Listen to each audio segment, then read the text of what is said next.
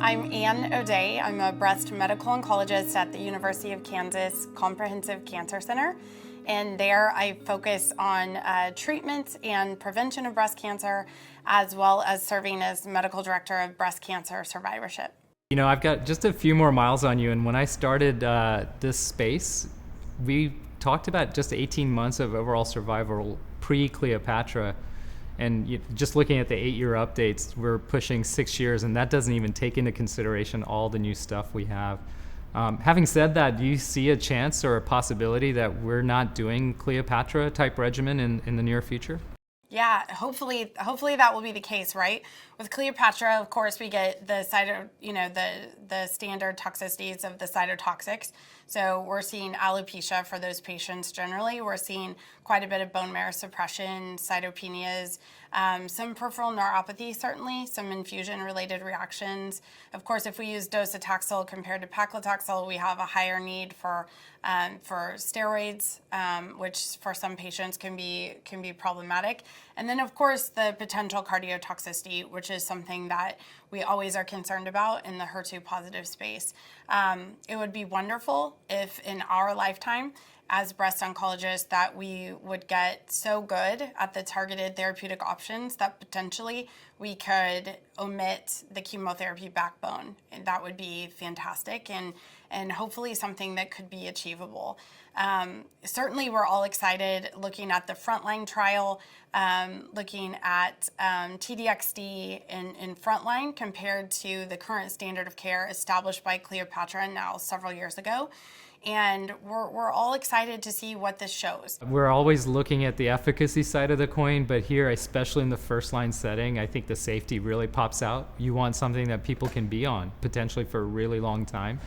So I think that's going to be one of the key determinants. So when we get the data from a study like DESTINY-Breast09, where they're looking at T-DXd with or without pertuzumab as an investigational arm, I think that's where the action's going to be, right? Like, not only does it have to be positive, it has to be a quality lifestyle. We have, data from HER2 Climb, which of course we're all familiar with by now, but looking at the triplet of the TKI tucatinib in combination with trastuzumab and chemotherapy in the form of capecitabine. So really a triplet compared to kind of standard treatment. And what we saw was, even though this trial very sort of bravely accrued patients that had active or even progressing brain metastases, they were able to demonstrate a survival benefit. And so I think having that as a regimen for our patients that have certainly perhaps CNS only or CNS predominant disease is something that we're very grateful for. I'm very reassured by what we're seeing with T-DXd coming out of the joint analysis of the DB12, 2, and 4 trials. So yeah, it's interesting, so we need more signal around that. Having said that, just how do you what's your practice? Are you actively looking for, surveilling for CNS involvement with HER2 positive disease? I'd love to kind of pick your brain on that. Oh, I appreciate that. I sort of go back and forth, kind of depends. I seem to be influenced based on the most recent, patient that I've seen in my practice. But as a general rule, I'm not, right? I hear of some clinicians that are doing like an annual brain MRI for those patients who are, the long-term kind of metastatic survivors that are living for years on trastuzumab and pertuzumab after having dropped the chemotherapy backbone. I certainly have patients in my practice that are in that situation that are 8, 9, some of them approaching 10 years on trastuzumab and pertuzumab, either with no evidence of disease or stable disease. So for those patients that in my practice are all young women, they're very active, vibrant, young moms, working people. I have one that's in the military. Those they're very active, and certainly in the absence of symptoms of any CNS symptoms that would suggest evidence of CNS disease. I'm not. How about you? Do you do kind of a routine brain MRIs or not usually? Not usually. So for me, if I have a patient who's progressing, I'm going to look. I think it's incumbent on us to look because so often there is progression into the CNS in that type of scenario. The pre-test probability, as I like to talk about it, is actually pretty high. So you're likely to see a signal even in asymptomatic patients. The more complicated is obviously patients who are stably on a regimen, doing well, all indications clinically well. I'm not particularly surveilling those patients, so it's very similar practice to yours, but I am definitely listening, right? I'm eliciting for symptoms, and if there's anything new that suggests any CNS of any kind, yeah, very low trigger there, low threshold to trigger a study to figure that out. I certainly, in my own clinical practice, have seen very dramatic central nervous system responses for patients that are receiving T-DXd. I can think of one patient particularly that presented with really, a high burden of visceral bone and CNS disease, and I started her on T-DXd, and in a matter of a few cycles, we had significant regression of her disease. She was able to come off oxygen. You see all those sort of responses, and it really confirms what you're seeing, as you mentioned, from that signal, from that combined analysis. So I think the proof is really in our own clinical practices. When we see these type of responses, there's very few drugs that sort of cause a melting away, if you will, of the disease, like T-DXd. Very grateful, obviously, to have this agent now in our clinical practice and available for our patients. I think that that's really been transformative for us in how we're approaching the treatment of these patients. And now I'm thinking a lot about, as you mentioned, a drug that they can stay on. I think up front, patients are very motivated. Obviously, the doctor, me, is also motivated to make sure we're not letting people slip behind with regard to toxicities. But once they get in that rhythm and they've been on it and they've been responding, you'll see what happens, right? You say, hey, I'm going to get you this scan in 6 weeks with a non-con CT scan just to make sure there's nothing going on. And by the time they see you, it's 8 weeks, 9 weeks, 10 weeks, and before you know it, it's the 3-month assessment, right? So our intentionality is, yeah, we should be careful monitoring these patients, especially early on. I think we are pretty good with it.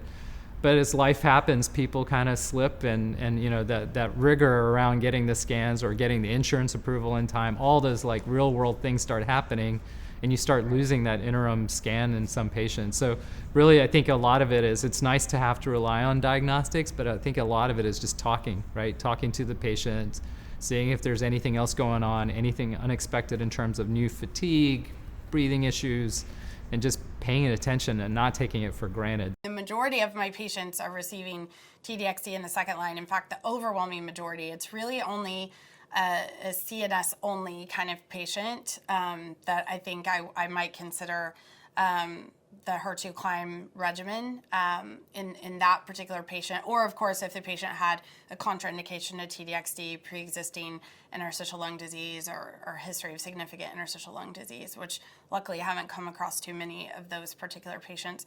So I think I really like the strategy, which I actually heard you say from a podium once, which is this idea of, in the absence of data to drive us about sequencing, the idea of mechanistically to think about alternating an antibody-drug conjugate with a small molecule. To me, that makes sense.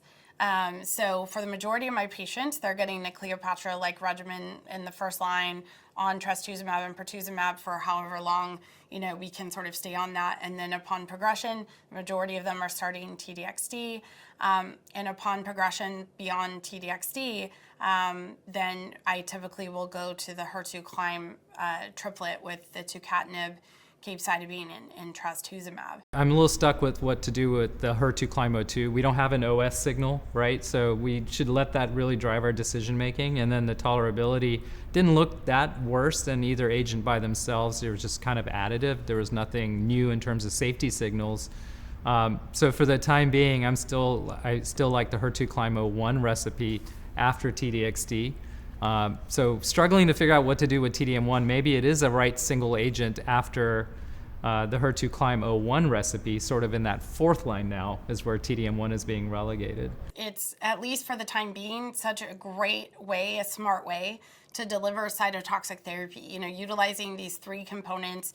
You have the antibody that, of course, is targeting a particular receptor. You have the drug or the cytotoxic payload. In the case of at least the available ADCs that we have now, those are cytotoxic agents. And then you have the linker, which is unique based on each compound as well. So those three compounds, looking at the target, as you mentioned, looking at the drug, and then looking at the linker. And the combination of those three things sort of gives us this differing efficacy, the differing tolerabilities. I'm excited, as you mentioned, about all of these that are in development, looking at, lots of, other things. It might not just be cytotoxics that we're utilizing in the future. It might be radioactive isotopes. It might be, or whatever that is. Looking at immunotherapies and other strategies to deliver with this really smart technology of ADCs. Interestingly, with T-DXd, you have, for example, this phenomena of bystander killing, right? Like this retention in the tumor's microenvironment is longer. And that drug is cleaved at the DXd to the antibody side, right? And that turns out that molecule now, which is really a linker plus the payload together floating around, reconjugates with albumin and gets kind of persists for longer in circulation within the tumor microenvironment. So there's some really important distinctions in the mechanism. What's your thoughts on kind of the amount of target, how the drug works, and kind of the clinical implications of that from studies like the DB06 trial that was just read out at ASCO? Yes, thank you so much for bringing that up. This is a really exciting space, obviously, for us to really, at least in terms of HER2 expressing breast cancer, to no longer think of this as a truly dichotomous variable, as either positive or negative. Clearly, there is the space in the middle, which is the majority of patients with breast cancer, right, that are HER2 low or even potentially HER2 ultra low. So certainly we have the data with T-DXd from DESTINY-Breast04, presented now a couple of years ago at ASCO, that really defined HER2 low as a new pathologic entity that really demonstrated the efficacy in terms of progression-free and ultimately overall survival for patients with T-DXd as compared to physician's choice chemotherapy for those that were classified as HER2 low. Certainly one of the biggest trials and most exciting data that was presented this year at ASCO was from DESTINY-Breast06. So this was looking at patients that have, including not just HER2 low, but what we would call ultra low. So that is something more than HER2 zero, but something less than what would be called 1+ by immunohistochemistry. And what they saw was that those patients seemed to derive a great deal of benefit from T-DXd as well. And this was even prior to any other chemotherapies. I'm going to paint a scenario. I'm a patient. I walk in your door. I've been getting CDK4 inhibitor plus endocrine therapy for a few years. My cancer's getting worse. My doctor told me from years ago, my biopsy said I was HER2 negative. What do you do? What do you do with me? Like, how do you figure this puzzle out? I think, that obviously so many paths that we could go. Certainly, we want to explore, do we feel like the patient is still somewhat endocrine sensitive? We now have the data for post-Monarch, looking at CDK4/6 after CDK4/6. So potentially looking at a patient, as you mentioned, that maybe got 2 years, so a good response potentially to CDK4/6 inhibitor in the first line, or at least the median response that we saw from all three of the CDK4/6 trials in the first line. So that's a patient we would potentially explore a change of endocrine therapy and continuation of a CDK4/6 based on that post-Monarch data. Also, we would at that point, of course, be sending NGS to look for other targeted options, looking for the presence of actionable mutations or alterations such as ESR1, PIK3CA, AKT, PTEN, and so on, not only in FDA-approved sort of therapeutic options, but also for potential clinical trial eligibility. So when I have a patient that's progressing, or I think I'm starting to kind of lose control of the disease in the first line, I have so many ways to think about this, right? Is this a patient I still want to continue to try to maximize endocrine therapy and other targeted therapy options? Is this a patient that has a target, or they don't? Or, those are all the things that I'm sort of thinking about and testing. Looking at how T-DXd is performing in the first line, is something that is incredibly exciting to us. It has the potential to completely change what we've been doing for some years and what has been sort of dogma, if you will.